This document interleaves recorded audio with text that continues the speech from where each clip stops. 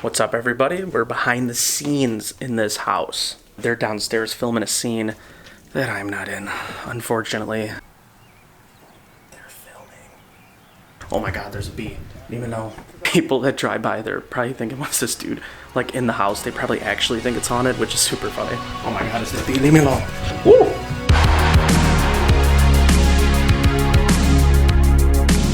Hello, and welcome to a new behind-the-scenes making-of video, this time for the Omen Pendium back here. No, it's for the Shadowman Trilogy, vlog number 1, Don't Hang Off, and Addendum, all 3 films which took around, 3 years in total. I started in 2019, maybe even a little bit before that. Maybe the idea came in 2018, finally finished in 2021, so let's talk about it. Hopefully this doesn't take longer than the actual compendium, because I've been known to ramble, so the idea of the Shadowman trilogy in general, I guess you could say started when me and my friends started talking about remaking Grave, which was a film that we lost back in 2015. We never got to see that film come to fruition, and me being the person I am, I like to bite off more than I can chew. I was like, okay, here's an idea. Instead of making one film, let's make 3 films, each exploring a different subgenre of horror. Found footage, one location, and psychological horror. That's kind of where the idea of making 3 films, making a trilogy, came into play. And then the 3rd film in that trilogy was supposed to be Grave. We will get into that later. But for right now, let's start with vlog number 1. So the idea for vlog number 1 actually came to me back in 2016. I was editing a lot of vlogs, and a lot of Casey Neistat style vlogs in particular, which were really big at that time. So that's kind of where I came up with the idea of like, how cool would it be if like I was making a Casey Neistat style vlog and it just turned into like this crazy horror film. I've actually worked for a couple YouTubers and I have shot and I have edited many vlogs for, a couple big YouTubers. So let's just say I got kind of a first-hand account into what it was like and a lot of practice making vlogs and kind of doing stuff in the vlog style. So that's kind of where that came from. Come on, you know what it is? Fuck, I laughed. There's also a certain aspect of the vlog culture that I really don't like. And then in 2017, Logan Paul decided to film a dead body in the suicide forest. I cannot believe he did that, and it made me just dumbfounded. It kind of made me ask the questions of like, how disconnected do you have to be from reality to kind of view a dead body as content? I actually got the idea from my friend Brian, who when I brought this vlog horror film idea up to him, he came to me and was like, you know what would be cool if it was sort of like a satire about like Logan Paul, and sort of like an allegory about what Logan Paul just did, which was film a dead freaking body. And it was so just apathetic towards it and was like fake sympathetic. So if anything, like vlog number 1 is kind of a satire and an allegory about how he should have reacted and how real normal people who are decent should react to that. So like we're gonna walk back and then walk into frame. Okay. Yeah, so, let's do it.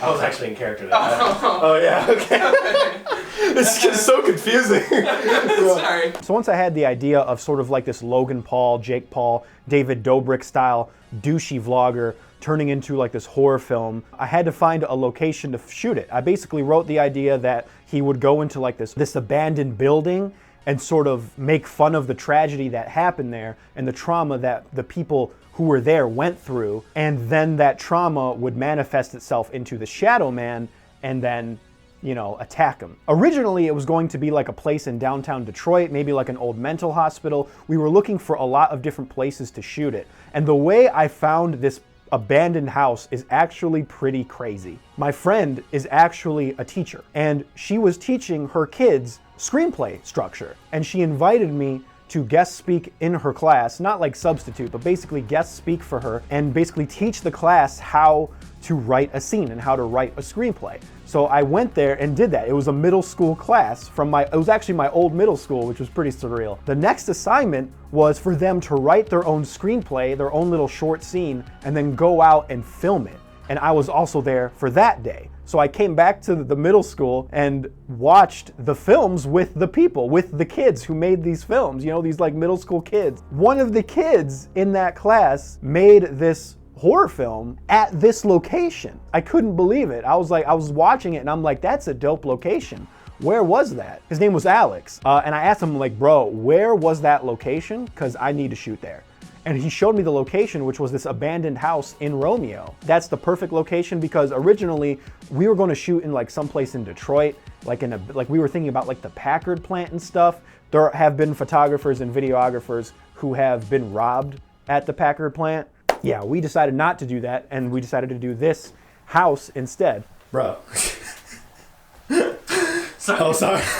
So obviously I would play the role of the douchey kind of vlogger, the David Dobrik, Logan Paul style vlogger who's like super energetic and just kind of like this douche who is very unself-aware of his douchiness. And then of course my friend Trevor was going to play like the straight man to like the vlogger and just be like, oh my God, why am I here? And Trevor, let me just say, pulled it off so well. This short film became such a satire, and I think it was because of that dynamic between this obnoxious, douchey vlogger and this straight man who was just experiencing this douchebag go like to this abandoned house and just be a dick the entire time. And I also needed to cast a person who's just the yes man to the vlogger, because if you watch Logan Paul and Jake Paul and David Dobrik and all these people, they're always surrounded by these yes men who basically just want to be famous and just agree with them. Even in that suicide video that Logan Paul posted, I was looking around for this guy who could kind of play like a yes man to this mega vlogger. And my friend Mitch came to me with Alfonso. He's like, you need a douchebag?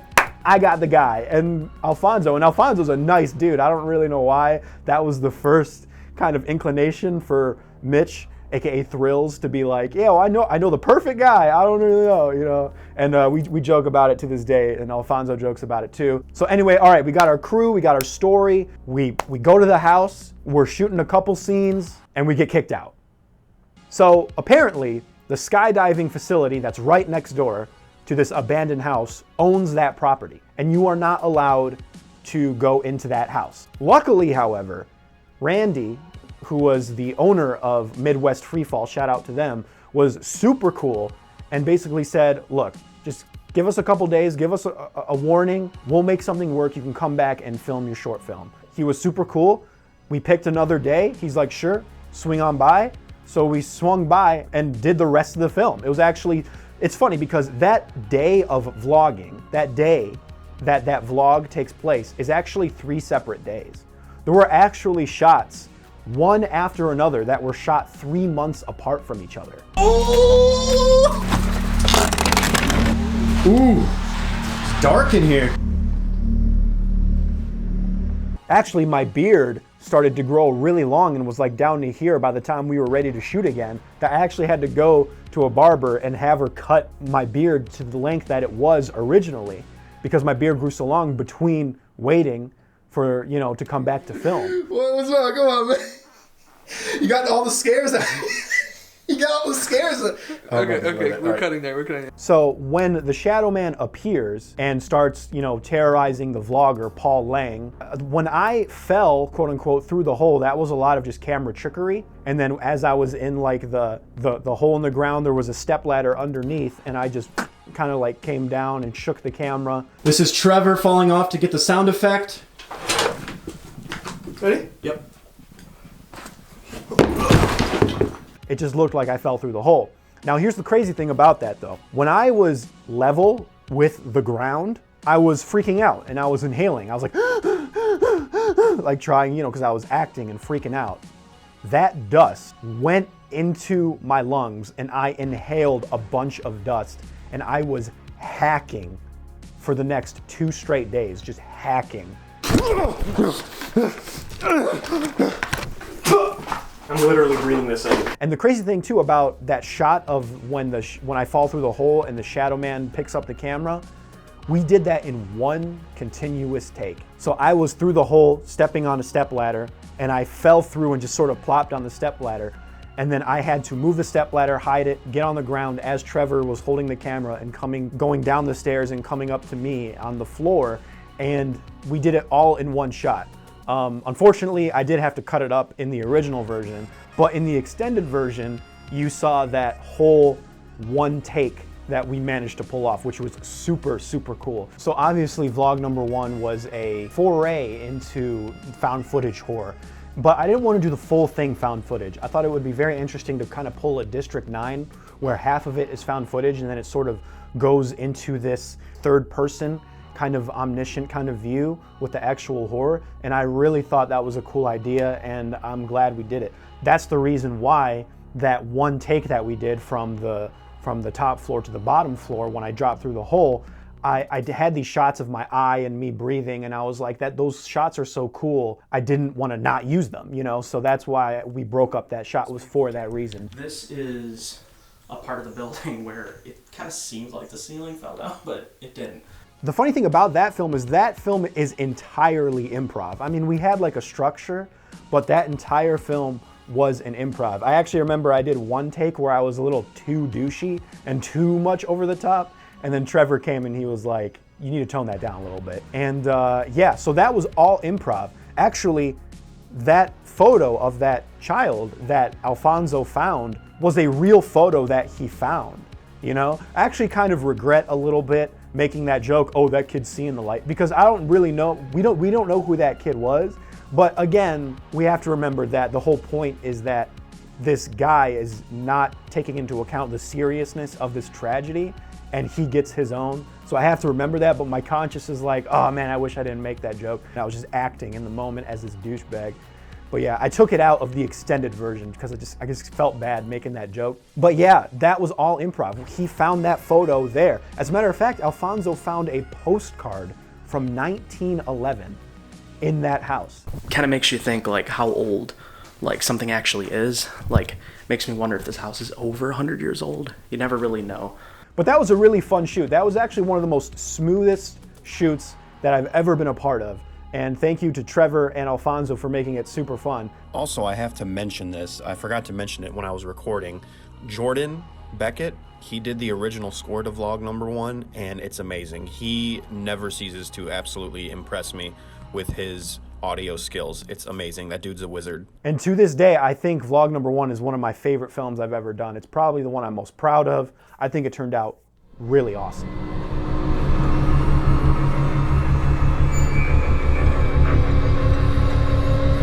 All right, so Don't Hang Off. Don't Hang Off is like the middle chapter in between vlog number 1 and Addendum. The idea for Don't Hang Off originally was going to be like this 1 to 2 minute short based off of Lights Out. David F. Sandberg's short before the feature version of the film Lights Out that went viral.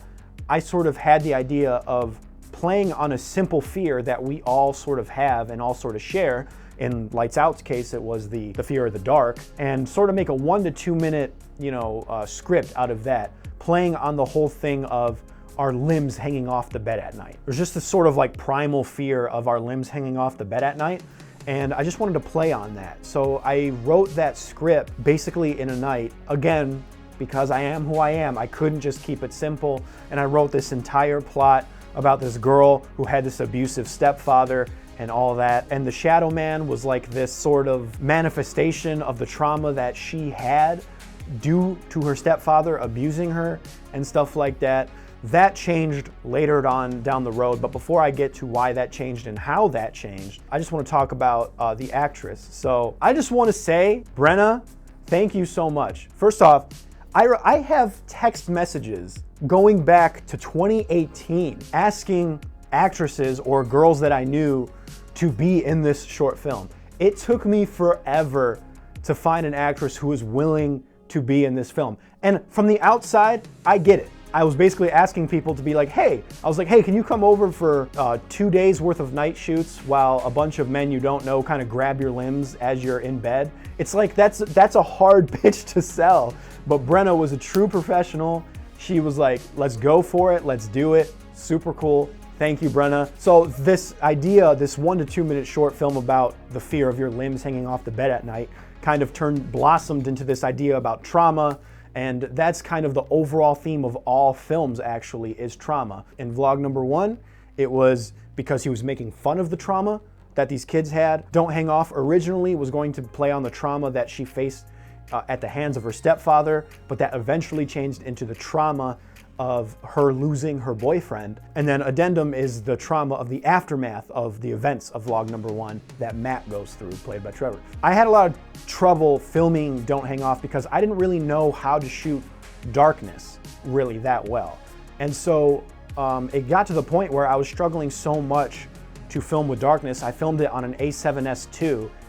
I was struggling to figure out how to shoot it. Eventually I kind of came to the conclusion, I'm like, you know what, I'm just gonna go stylistic and just have like red lights under her bed that really doesn't make any sense, and just like super sharp blues. Like, it doesn't really make a lot of sense. Looking back in retrospect, I feel like I should have even gone more experimental with the lighting and just gone full Suspiria, full Argento, and just have these like super saturated kind of washes that wash the frame with a single color. Instead, I kind of am in this in-between. That kind of sucks. I kind of wish I really went back and shot it differently. As a matter of fact, there is a short film that was released. I can't remember who released it, but it was an Animal Crossing horror film. I know that sounds weird, but just trust me. It had a very similar plot to my film, and he did it way better. So I'm gonna link his short film in the description. I highly recommend checking it out. He basically did Don't Hang Off, but 10 times better. In the script, the Shadowman and stuff kind of represented her hanging on to her trauma at the hands of her stepfather and all that, right? On top of that, her boyfriend, who did not die, was sort of breaking up with her, or they sort of broke up. So there was this element of the stepfather and the boyfriend. I casted a guy named Alex Bogan, who's a friend of mine from church, actually. And the reason I casted him was because I wanted him to play the brother to my friend Brian, who was going to be the lead in Grave when that was happening, because those two look a lot alike. So there was going to be like slight references in Grave to him losing his brother, you know, and that's kind of the through line that connects those two films. And he was also super cool and super down. I invited him over to film this thing and basically just said, all right, man, so that's Brenna. So you two are gonna cuddle each other right now as I film you alone in my bed. So, hey man, it's weird, but that's what you gotta do when you're a filmmaker, man. Shout out to both of them for being such good sports. Loved it. You guys are amazing. I can't praise Brenna and Alex enough for the bullshit that I put him through in Don't Hang Off. So after we filmed it and everything, I was just really stuck in the edit, and I'm like, I can't figure out what I want to do here. And I showed it to Trevor, and Trevor said, a breakup is not enough emotional weight to carry this film. There needs to be a stronger emotional anchor to this film. And this whole stepdad thing is too much with the boyfriend going on at the same time. He told me, he's like, why don't you streamline it so the trauma that she's going through is her boyfriend actually dying, and we can film an obituary card. That could be sort of the emotional part of the film. And it's not just a breakup, it's actually a loss. I started thinking about it and I was like, holy crap, you are totally right. And that's what we did. And it got to the point where me and Trevor basically reworked this film so much that I had to give him a writing credit. The idea of killing off Alex and filming that obituary and having the death of him be the emotional through line to the film, that was all Trevor's idea. Also, it sort of makes sense because the whole idea is that, you know, it even plays off the title, Don't Hang Off. She's hanging on to this thing. She's hanging on to Alex. That's why she wants her phone. She's going to her phone and she wants it so much because that phone is basically the last link she has to her ex-boyfriend who died tragically. So it's like she's trying to hold on to this thing and she won't hang off. She won't let go, you know? So that's kind of like this allegorical, metaphorical, whatever you want to call it, aspect to Don't Hang Off that I really enjoy, and I think was cemented even more when Trevor came in and told me, you need to scrap this stepfather stuff and you just need to make this about the relationship and about her coping with the death of the boyfriend. Also, shout out to my friend Rob who did the sound. And the crazy thing about Don't Hang Off too that I want to mention is it was really the first time I really played with scoring. I don't really score my own films. For Don't Hang Off, that was the first time where I really downloaded a bunch of assets and placed them where I wanted them to go, to the point where I was cutting out individual piano notes and putting them in.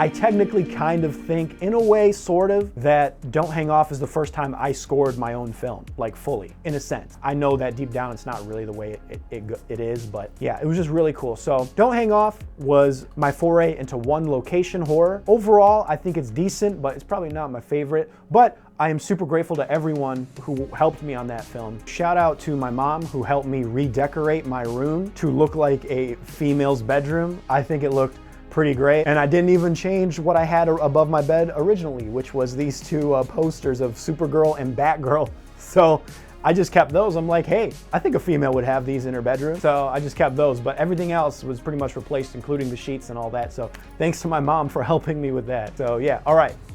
Let's talk about Addendum / Grave.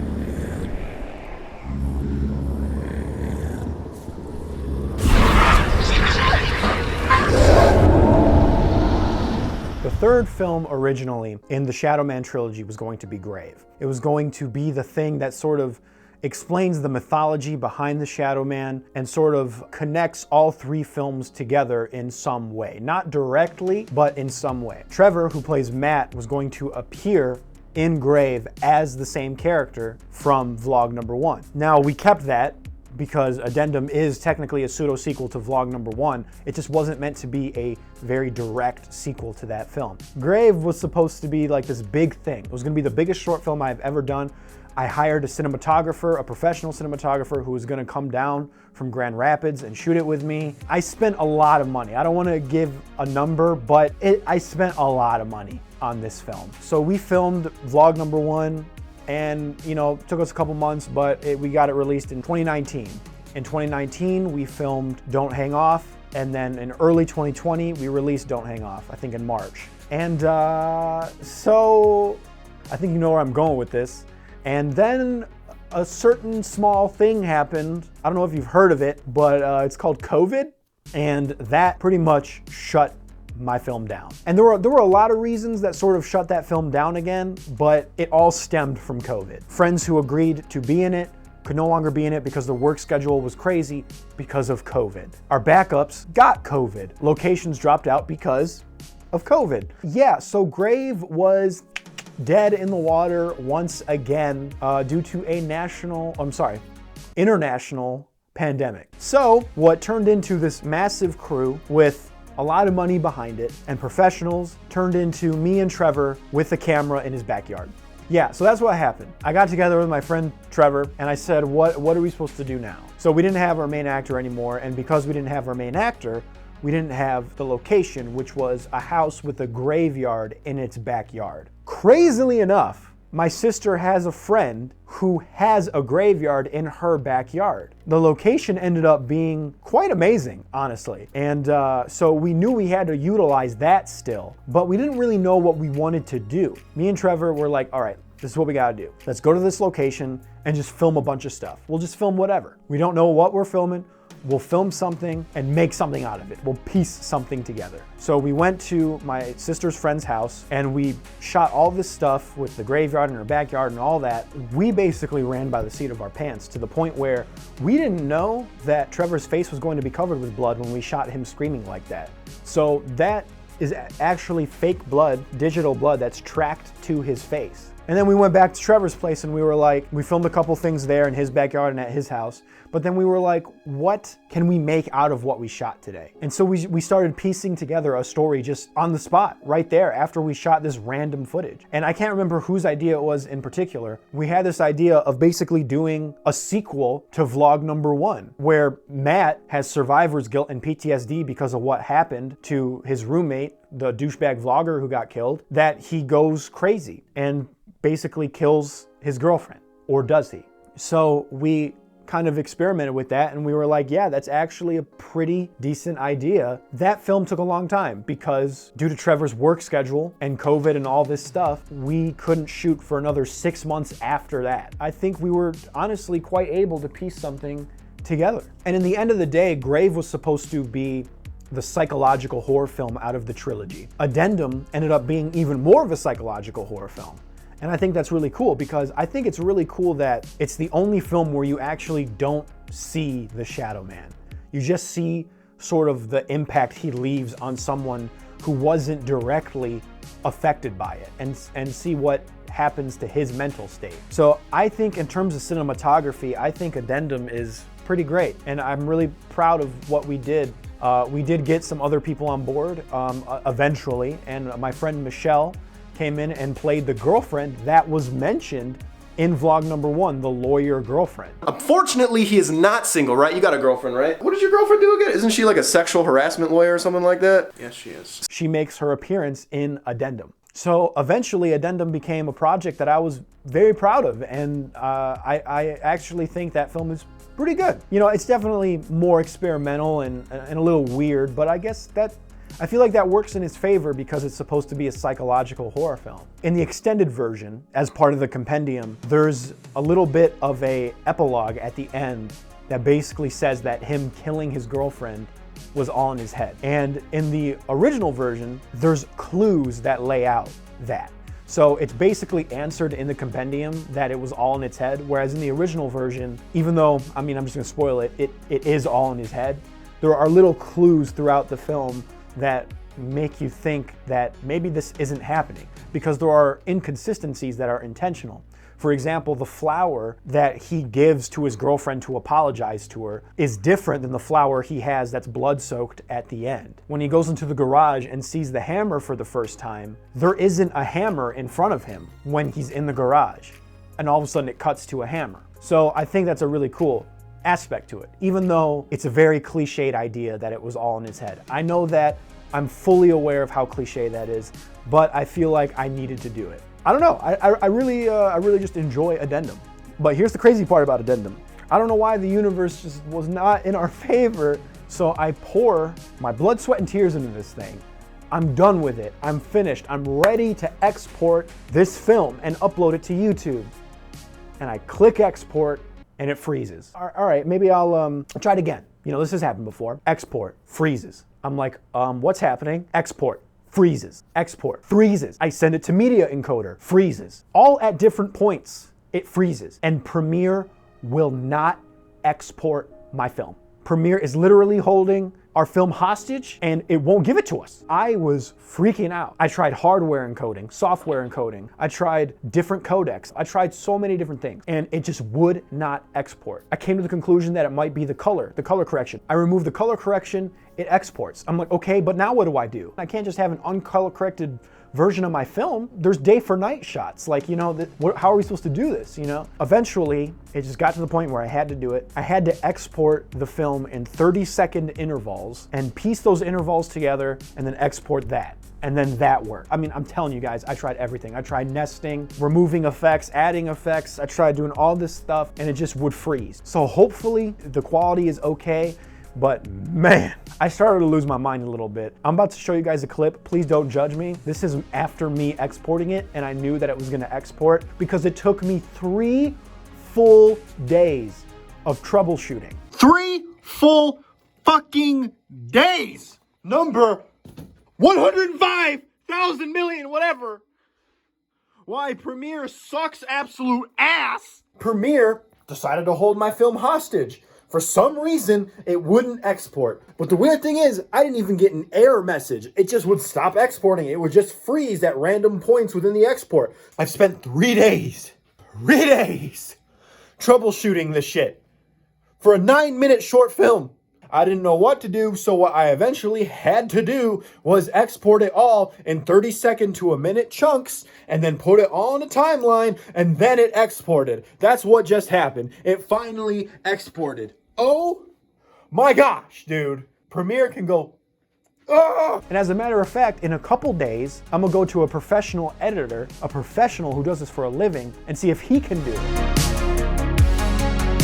Another thing about Addendum is the recap in the beginning. I actually hated that recap at first, but so many people were confused over what the film was and they didn't really know that it was this pseudo sequel to vlog number 1 that I eventually grew to the point where it was like, yeah, you kind of need that recap. And a lot of people who I showed the film to, like my friends, before I released it, they were like, yeah, that recap is definitely necessary. You know, it's a shame we didn't get to shoot Grave in the end, but you know what? It's all right. You know, this stuff happens. At least we got to make Addendum from it. Overall though, thanks to everyone who helped out on that film, and that film turned into something pretty good. So, but that's not all. As soon as I finished the trilogy, the original idea, like I said, was to do 3 short horror films that each have a different subgenre of horror. And then I was going to combine all 3 short films into one massive film with additional and extended footage and call it the Shadowman Compendium. Compendium is just a fancy word basically for anthology. I just like thesaurused anthology. I mean, I wasn't gonna call it the Shadowman Chronicles. It's a deep cut if you get that. After Addendum, I went back into the edit and I put all of it together. So I made the Shadowman Compendium, which is an over 30-minute anthology film that sort of links all the films together with additional and extended footage. In vlog number 1, added what was in the picture that Trevor looked at. This was all planned from the beginning, by the way. And don't hang off, there's extended scenes of Alex on the phone leaving the message, and also a little kind of Easter egg at the end where Alex actually sends her a message that he's sorry too, which just sort of adds to the suspense, like, where is she? Is she in limbo? And then in Addendum, there was the reveal that it was all in his head. And that was all planned from the beginning that I was going to do this. I like to bite off more than I can chew, and holy crap, I cannot believe that besides Grave not working out, it pretty much worked out in every other aspect. So this 3-year project was finally released. It's honestly quite surreal. And thank you to Ed, by the way, for his amazing drone photography. Oh, and at the very end of the compendium, at the very end credits, there's just like this crappy animation of the Shadowman. That was actually like the first thing I ever created for the Shadowman. That was before vlog number 1. I just created this thing just because I was bored one day. That's kind of the thing that sparked the whole thing from the beginning. It only makes sense to bookend it at the end of the compendium after the credits. So yeah, I guess on to the next project. Thank you all for watching. That's gonna be it for this making of. I like doing these and hopefully I can do more soon. All right, guys, have a good one.